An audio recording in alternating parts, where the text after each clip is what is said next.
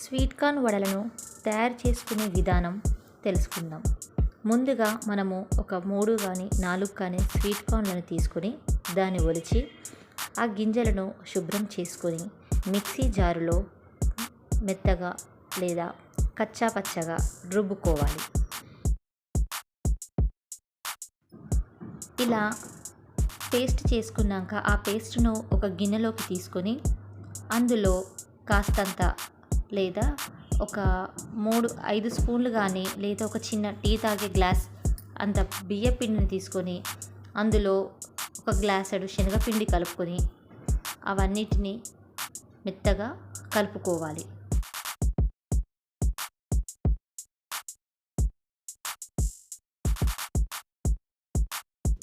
అలా శనగపిండిని, బియ్యపిండిని, sweet corn పేస్ట్ను మూడిటిని చక్కగా కలపాలి. ఆ పేస్టులో మీకు రుచికి సరిపడంత సాల్ట్ను, కారంను, 1 స్పూన్ కారం మరియు జీలకర్రను కలుపుకోవాలి. అలా ఆ పేస్టును కలిపి మూత పెట్టేసి కొద్దిసేపు నాననివ్వాలి.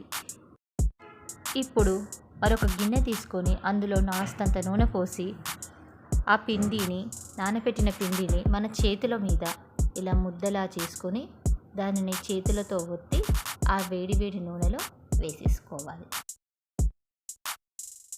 ఇలాగే అన్ని వడలను గోల్డిష్ కలర్ వచ్చేంత వరకు కాగనివ్వాలి.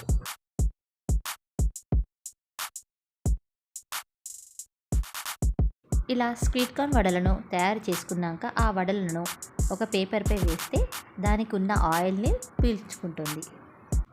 ఇప్పుడు ఎంతో టేస్టీగా తయారైన కరకరలాడే రుచికరమైన స్వీట్ కార్న్ వడలు మనకు తయారయ్యాయి. Please subscribe my channel.